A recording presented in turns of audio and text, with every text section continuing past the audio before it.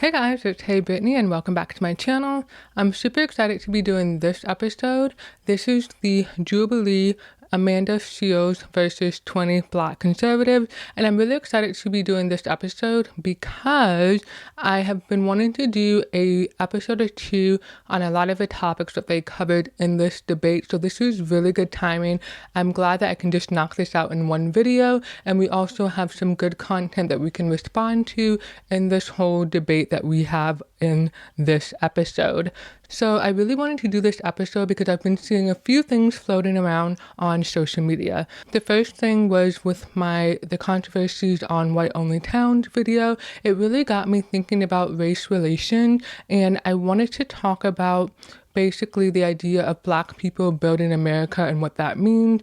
I also wanted to talk about the viral clip of Jillian Michaels on CNN, where she was basically saying that museums were putting up exhibits that basically blamed white people or gave the impression of white people bad, and so that was problematic. And then I also saw a few posts and tweets on social media where basically the conversation around slavery was that only a small number of white people in America owned slaves, and so what does that mean when we talk about slavery, considering that not many people own slaves, and then also that America was the first to abolish slavery? So these are all really great topics that we can cover, and we're going to do so within this episode, Amanda Seales versus 20 Black conservatives.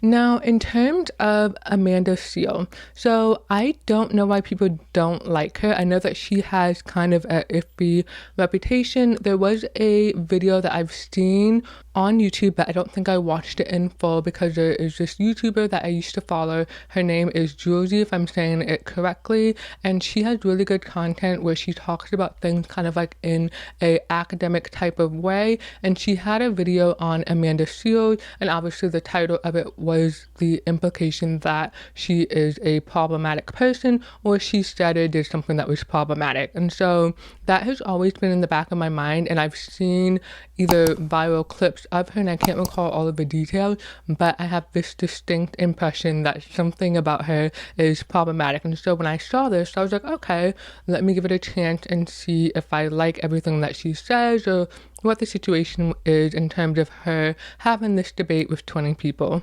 So what do I like about Amanda Seales? She's confident, she's strong, and she's assertive, and she commands respect in everything that she says and how she carries herself. However, she does come across as being rude or having an attitude, and I definitely picked up on that, but it's also the perception of the angry Black woman stereotype. I don't think she was ever angry. She was frustrated, or you could maybe even say that she was annoyed at times, especially when she saw the direction that the people that she was debating with wanted to go in. And so there's this frustration of having to deal with what they're saying and then also counter what they're saying. And so what this led to was that when she was talking, she hated it when other people interrupted her and didn't let her finish, but she would also do the same thing to other people. And so they were respectful, and she obviously overtalked them and kind of reiterated like, hey, these are my boundaries, don't talk over me, that sort of thing, or don't say that to me, or whatever. She had to constantly remind people of these things, like her positioning, her boundaries, and the fact that she was not a liberal, which I thought was super interesting. But in terms of the energy she had in this debate, I thought for the most part she handled it pretty well. She educated people where she could, and then she also asked good follow-up questions, but it was just the vibe of coming off as rude and interrupting people that most people will probably comment on that in the comment sections. This is actually my second take of recording this episode. The first take, I accidentally recorded in slow motion, and after I recorded that first take, I went to look at the comment section of this video, and I was so mad that I didn't read the comment section before doing the video, because I saw a comment where people were like, oh, Candace should debate Amanda Seales, and I was like, oh my god, that would be crazy. I don't know how that would go, because they have very similar personalities and how they talk to people and what they say, so that would just be really crazy. So I would be here for that, because I want to see how they handle it, because I've seen her debate or kind of have a discussion with is it Lamont, what is his name, I want to say Lamont Hill, the teacher professor guy who goes on Yeah, is it? Yeah, it's Lamont Hill. It's the guy that goes on Piers Morgan sometimes, and he gets really frustrated when people are like telling him what his point is, and then he's like, no, no, no, just listen to me, and he just does all that when he's talking. And so I know that Candace interviewed him maybe like within the last 5 to 10 years or something like that, back on her old show, and then she's interacted with him again on Piers Morgan, and I've seen him like outside of episodes when Candace wasn't there. I've seen him and he gets frustrated when people don't really understand his point, and then he has to reiterate that he agrees with them, but X, Y, and Z.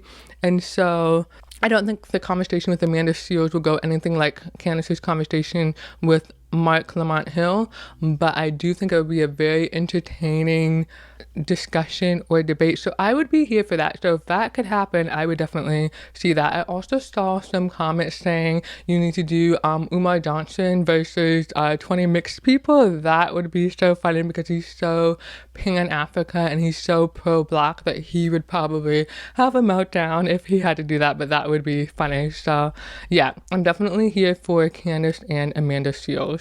Surprisingly, ABL, Anthony Bryan Logan, was in this discussion, this debate, as one of the 20 people debating Amanda Seales, and I did not expect to see that. I don't even know if he lives in LA. I'm not sure where he lived, but I am subscribed to his channel, and I do catch some of his videos here and there, but I was really surprised to see him there because I felt like all of these people were actors or whatever, and so I was just really surprising to see him there, and I don't know if they are actors or if they are like legit people who want to debate these different topics that they are hired to be the participants in these debates with famous people, whatever, politicians, political commentators, and all of that stuff. And so I was just really surprised to see him on the other side of it.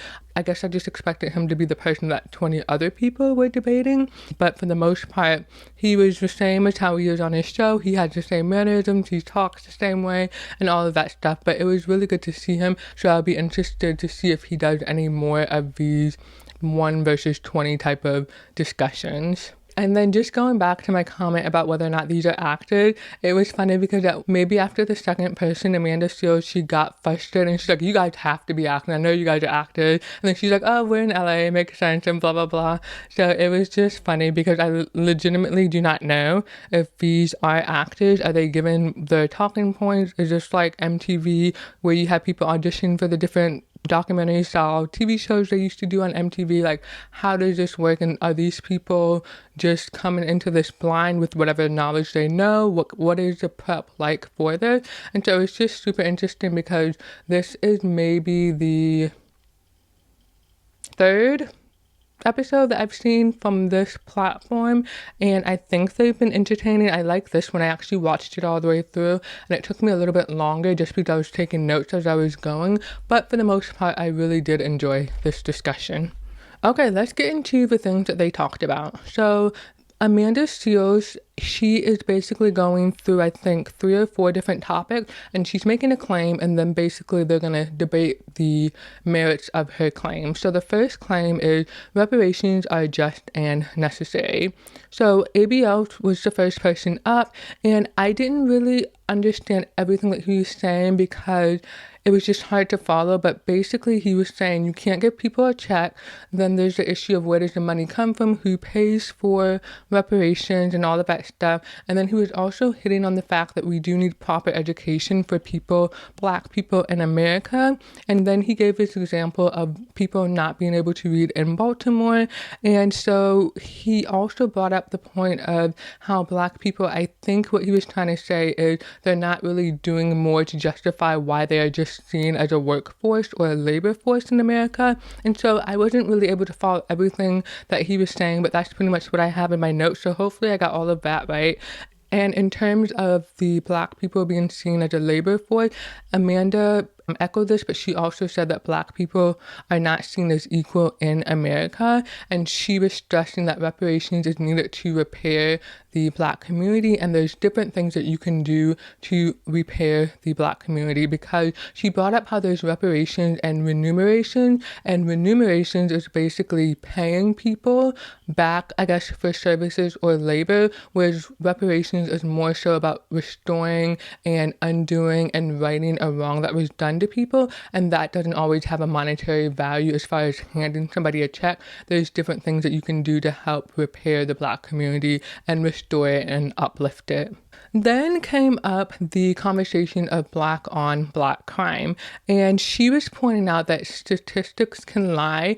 Obviously, you can use whatever numbers you want to tell a story, and so that's why it's super important to know that you have all of the data and what's being looked at, because there was a recent study, and what it was saying is that basically Black people are the most enrolled in college or have graduated at the highest numbers from college, but when you looked at the full picture, it wasn't exactly that cut and dry. I think it was that more Black women enrolled in college, but they weren't actually graduating.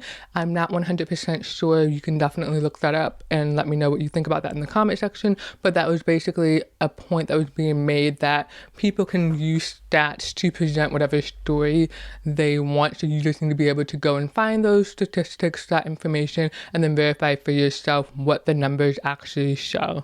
Now, in relation to this Black on Black crime, one of the contestants, the participant, he brought up the University of Western Washington and how they were segregating dorms so that Black people had spaces where they felt safe among other Black people. But he was pointing out how this was kind of hypocritical or counterproductive, because Black people are in more risk of danger among other Black people. So he's basically saying that this was unnecessary. And I don't know, because I went to college and I don't remember if we had Black only dorms. I don't think we did, but we may have had like a few Black people on a floor, because you would share your room with one other person or whatever. And I don't know if it was just like a few Black people on my floor, and then maybe on another floor they had more Black people, but I don't know if we had a Black only dorm, which is super interesting. I could understand that happening at an all Black college, so that makes sense. But as far as a dorm, I don't know if I would expect that. Like, I can see a all Black fraternity house if it's a Black sorority or fraternity or something like that, but a whole dormitory for like freshmen, just the Black freshmen, that would be interesting. And again, the point here is that you can't say that Black people should be segregated so they're just by themselves so that they can feel safe when they're committing crimes against each other. But also, people in college, are they that likely to commit crimes? I don't know. Let me know what you guys think about that in the comment section. The other thing that came up was the idea of Black people owning homes, property, and then the value basically going down because they own it. So she gave this example of how a family, they were trying to sell their house. They took down everything that reflected that this was the home of Black people. They had their white friends come and act as if they were the owners and basically show the house to potential buyers, whatever, and they got a much higher value for the home than when the Black people actually had their stuff up and everything. So this harms the Black community, because if you do own your own home, even if the value of it is comparable to your neighbor who is white, the value of your property is going to go down just because you're Black. And obviously this is harmful because it doesn't allow you to accumulate wealth. It also doesn't reflect the true economic value of the home that you have. And this directly ties into property taxes and funding for schools. So if you live in a neighborhood that has a higher property value of home, then you're going to get more funding for your schools, which means you typically will have better schools. If you live in a lower income area, your homes cost less, so you get less funding, which means that your schools are not as great. And I think this is best reflected in the movie Dangerous Minds. I can't remember everything in that movie, but basically it was a high school. It was chaotic. The kids were bad. They barely showed up for class. There was one gang member in the class, and then he was giving the teacher a whole lot of problems, but he was smart, and for whatever reason, I think because he had to like feed his family or whatever, he got into gangs, and then he got in trouble. He was scared to show up at school because somebody was looking for him, and then he ends up dead. And he ends up dead because he went to the principal, and he was like, hey, I need help. Somebody's after me. And the principal was like, hey, you're late, or you did, the principal was like, hey, you walked into my office without knocking, get out of here, I'm not going to help you. And so he forced the kid to leave, and then they found out that he was dead. And then the teacher, she went to, I guess, talk to the people in the admin office about it, and she found out what happened, and she was so upset because she knew how horrible the situation is and how tragic the situation was, and he turned the kid away because of something stupid, and that was his opportunity to help save a kid's life. And so that just reflects how in low income areas the schools are very different, and in some cases you may not learn anything. You have kids who are disruptive, they don't care about what they're being taught and all of that stuff. And so where you live really reflects the level of education that you can get in your public school system. Okay, so now let's talk about reparations. When we talk about reparations in this sense, we're talking about a monetary value given to the descendants of slaves who were forced to work and were not paid for their labor. Why this is important is because forced labor is labor that was unpaid, and it allowed the plantation owners to profit off of the work that the slaves were doing. That created generational wealth for plantation owners. They were then able to reinvest that money into their own land. They were able to buy more slaves, and if you were prominent enough, you could fund entire towns, or maybe not entire towns, but you could donate money, you could lend money, and you could help build a town, or you could donate a wing to a hospital or something like that. That's why you see really prominent families that go back to generations, and they've always had wealth, and they're able to donate a hospital wing, they're able to found a town, a whole entire town, and it's because of all of the money that they were able to generate from when they first came to America, from slavery itself, and then other industries that they used those profits to pour into and create wealth for themselves. And so this is super important because Black people as slaves, they could not make money, so they missed out on all of these opportunities. So for example, today cotton is a $21 billion industry. I have no idea how much Africans contributed to that dollar value of the cotton industry, but it shows you how much wealth Black people are missing out on for their unpaid labor. Now, the other argument that I see about this is, well, my family didn't own slaves, so why do I have to pay you money? I'm not responsible for my ancestors, blah, blah, blah. So when you make comments like that, you are missing the point. The point is not to punish people who own slaves or people who didn't own slaves. The point is to provide financial compensation to the descendants of slaves who previously were never paid for the work that they did to help build America.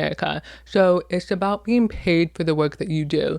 Now, to make this make sense, let's use an analogy. So say, for example, you work for a company, and for whatever reason, you realize that for the last 6 months, you have not been paid for the work that you do. This is problematic because obviously you're not working for free, you are working for money. If your boss comes to you, or your HR person comes to you and says, hey, we can't pay you for the last 6 months that you've been working. We don't know what happened, but we can't pay you. However, you do have a choice, equal opportunity. We can pay you moving forward. Most people would have a problem with that. They would want back pay for those last 6 months of the work that they did. So in this sense, equal opportunity does not restore the past wrong done to that person. That person should be paid for the work that they did. So the question you have to ask yourself is, do you want compensation for the work that you did, or do you want equal opportunity going forward? Are you willing to forego 6 months of payments because you're getting an opportunity going forward? Now, just to go back to reparations and remuneration, so Amanda clarified that she thinks that Black people deserve both. There should be an effort to repair the Black community, and there should also be financial compensation for the work of our ancestors. I think I agree with both options because we really do need to repair the Black community. Everybody agrees that ghetto culture is a horrible thing that is affecting the Black community, and what do you do to fix that? Do you wait 20 years for the next generation to come in? Do you wait for the current people who are causing chaos to get older and grow out of it? What is the solution? I know that right now we have federalized law enforcement to go into DC and clean up that area. Is this something that needs to be done to get rid of all of the people who are committing crimes and harming our neighborhood? And if you do arrest most of the people who are committing crime, how do you stop them from being replaced by the next set of people who are going to do the exact same thing? How do you stop the problem from reoccurring again? And so I don't know if there is a true solution solution to that. And that's why this is such a difficult problem to solve, because it's not just the people that you have to get to change their behavior, it's the system. The people, for example, say if you have people who are dealing in illegal activity, you have to look into how they are able to even access or be able to do that illegal activity. Is someone providing that to them? Is someone teaching them that lifestyle? Whatever, you have to really get to the root of the issue and then eliminate everything there in order to stop the cycle from repeating itself. The next thing they talked about was Black on Black crime and the underinvestment in Black communities and over-policing of Black communities. So again, this is the question of where do we get money from to invest in Black communities? Does this come from the government or Black people themselves? So I think that if you have Black neighborhoods and Black communities that are typically lower income, middle class, all of that stuff, does everyone have enough money to reinvest in their community, and in what ways are they able to do so? If people are living paycheck to paycheck, that means that there's not usually enough left over to help and contribute to their community. So there's very little, in my opinion, to spare to try to clean up a community that is very resistant to change, just because of the systemic factors that make it difficult to succeed when you are living in a very stressful environment. So Amanda gave a great example, and she talked about cleaning up her house, and she was basically saying that it's difficult to clean up your house when somebody else keeps throwing crap in it. And that's a very good analogy, because that is basically the Black experience as a whole. And in general, Black people are trying to get ahead, but there's things that are done to make that difficult for them.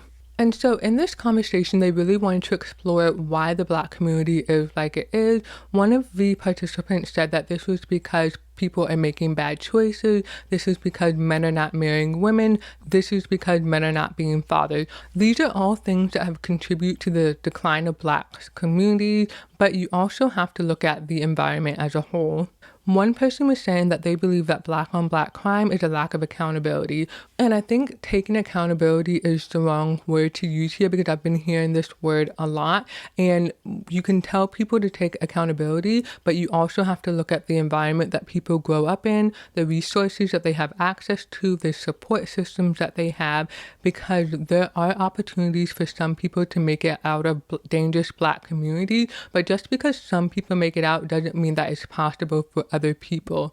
If it's not possible for other people to make it out, that means that the issue is the system and not the people who are left behind. And so we really don't have this community of uplifting the Black community, because I talked about this in one of my other videos. We do have people who live in the Black community, they get a little bit of money and then they leave and go to a new community. And oftentimes you see that people, when they leave the Black community, the neighborhood, the hood, they don't always go back, or they go back very little.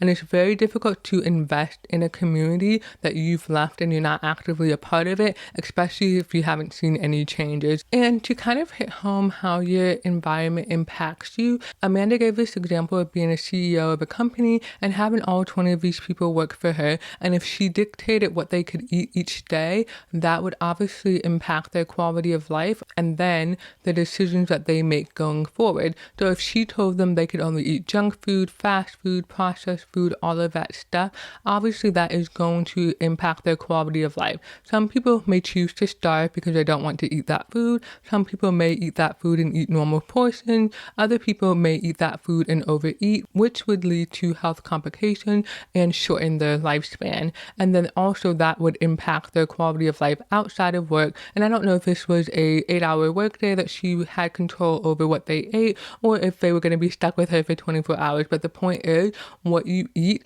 and what you are able to do and not able to do really does impact the choices that you make as a result of those restrictions and conditions on you. So I want to take this back to something that I said earlier. How long do you wait to correct a problem? How long do you wait to address it? Do you wait 20 years, or do you try to do something now to change this? And what do you do to change it to make sure that the cycle doesn't continue? The next topic that came up was that systemic racism is our lived reality. So Amanda thinks that this still exists in our government, prisons, and school systems and other areas of life. I really like that Amanda brought up that technically there's no laws that disadvantage Black people, but you can still have people in powers of position that have racist or prejudiced views. And if that's the case, how do you separate the two? How do you separate the job from the man or the woman? Usually the laws are carried out and upheld by people who work for the government, but that can be colored by whatever personal opinions people have. And this really wasn't funny, but they started talking about low-income people, and they started talking about whether or not low-income Black people had the same opportunities as other people. And the guy was like, yeah, you can make it out, you do what you gotta do, whatever. And I thought it was funny because she countered saying like, well, low-income people don't even have access to the same quality of air, which was not supposed to be funny, but it was just funny because it's true. And this made me think of Erin Brockovich.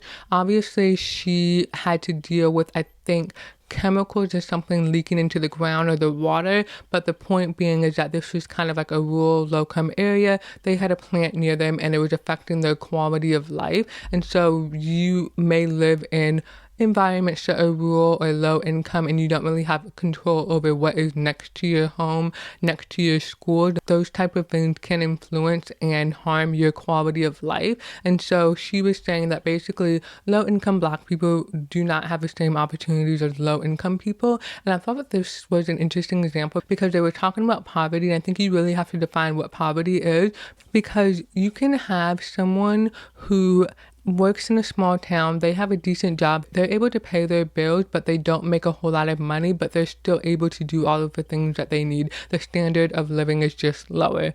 And she brought up the example of low-income Black people not really being comparable to low-income white people. There's just different circumstances and you have access to things that one group may not have just because of your skin color or where you live, because you can be a low-income Black person but still own your own home because it's passed down through your family. You just have a lower standard of living and that may or may not work for you.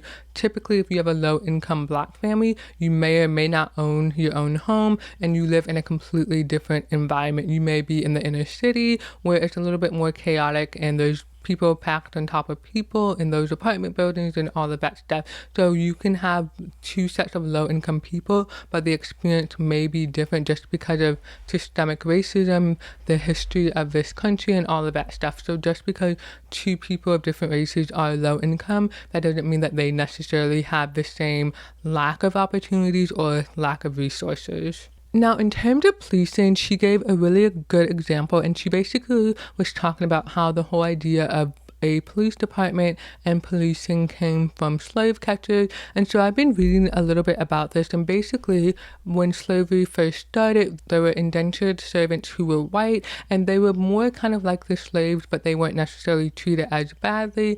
And the people in power really wanted to keep the poor whites from joining up with the slaves to rebel against the power structure. And so to make this happen, they basically passed laws to prevent white people from helping slaves escape and all of that stuff. And then they also rewarded poor white people for catching the slaves who had run away or tried to escape. And to connect this to policing, this was the idea of protecting property, she said, and slaves were considered property. So this was not about policing people and protecting people. It was more so about protecting property.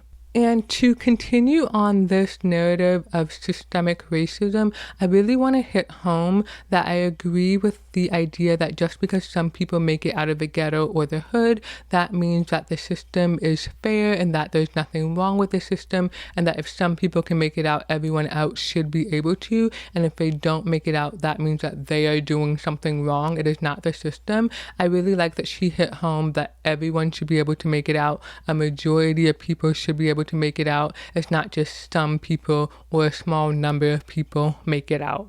And she connected this to the idea of white supremacy, and she was basically saying that the idea of white supremacy is that we've got our lives together, we're better than you, why can't you do the same, why can't you uplift yourself? And so she's saying that there's this idea that Black people who are able to uplift themselves and lift themselves out of poverty, they are taking on that kind of white supremacist view, and they are looking down on the people who are left behind. And this is where ABL came in, and he brought up this idea of you should be able to lift yourself up, but then also bring other people with you. And I don't know if we have a lot of people doing that because, like I said, we have people who are in the Black community, in those predominantly Black neighborhoods. They get a little bit of money and they've moved away. And you can invest in your communities, you can donate to local businesses and stuff like that, but you also are probably trying to invest in your new community. And so how do you balance supporting two communities, and which one gets your attention, which one do you do more for?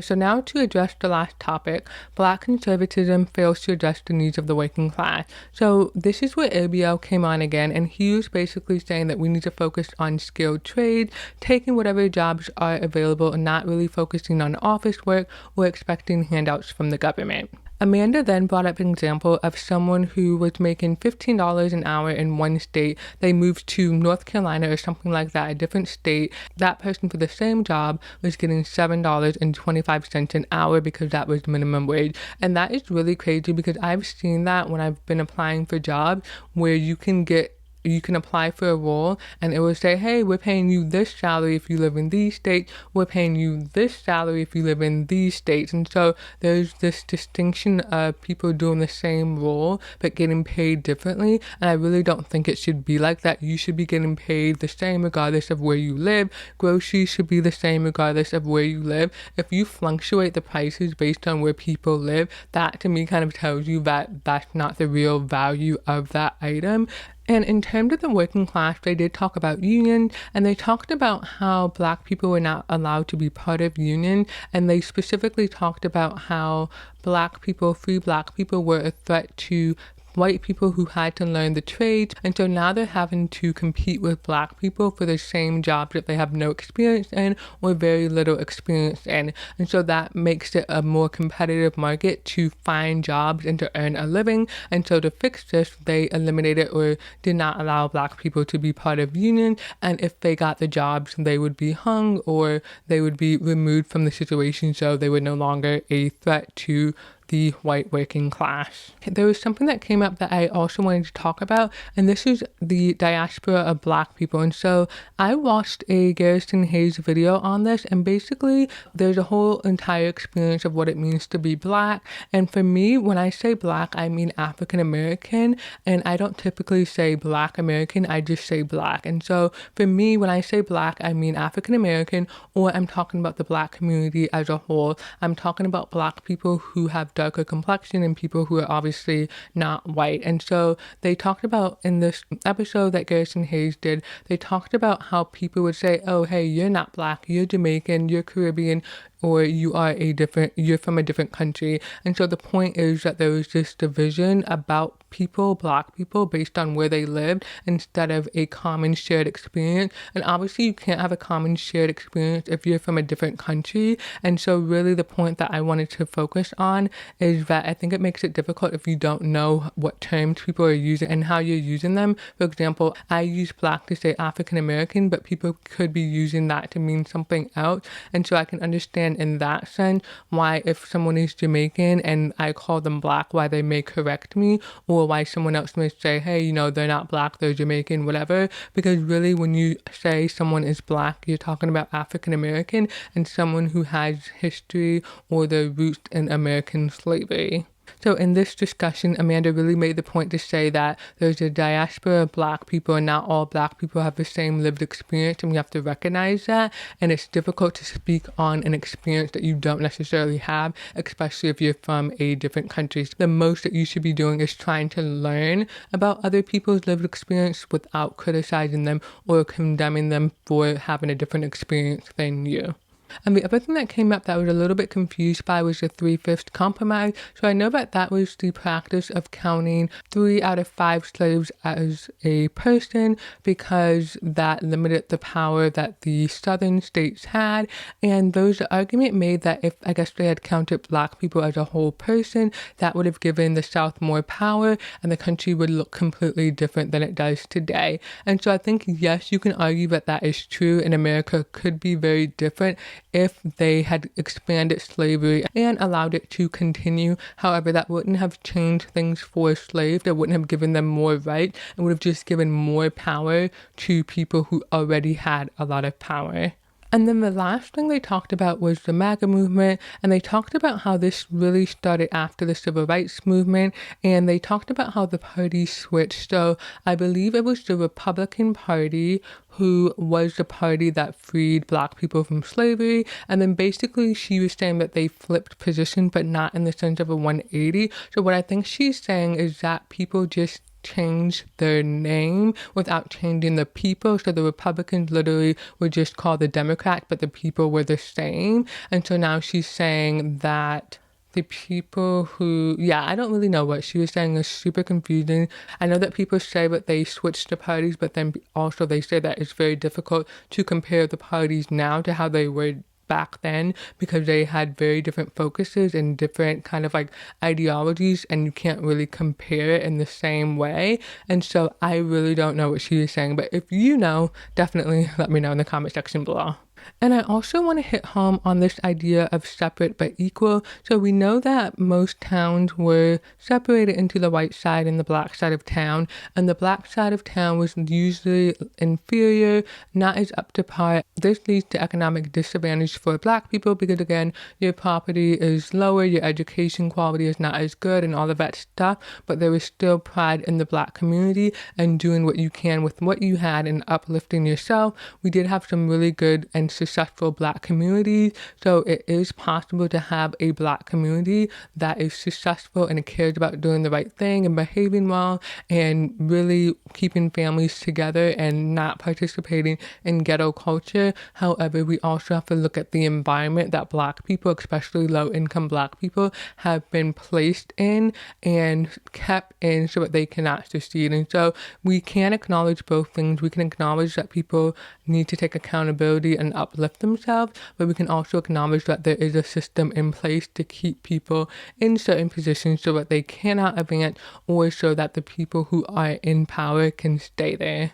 Alrighty, so to wrap up this episode, there are two things that I want to go back to. So at the beginning of this episode, I mentioned that I wanted to do this video because I saw this narrative out there about only 2% of people owning slaves in America, and there has been talk that those numbers are not accurate, and mainly it's because all of the citizens are counted in calculating that 2% number. So it's including states that did not have slaves, which would naturally lower the number. So it should really only be looking at the southern states where slavery was allowed. And then in addition, it is including slaves in those numbers. So I think with the calculations that other people have done, that number is closer to 25% of families in the South where slavery was practiced own slaves. There's been some work where it said that every third person had an interest in slavery, or they at least benefited from slavery. So again, if the man is a household and if the man is the head of a household and he has a family, that family would have directly benefited from slavery as well as being able to inherit the property when the father passed away, and which would have created generational wealth. There's also the narrative out there that America was the first to abolish slavery, so this kind of lessened the blame of white people who owned slaves back when we had American slavery.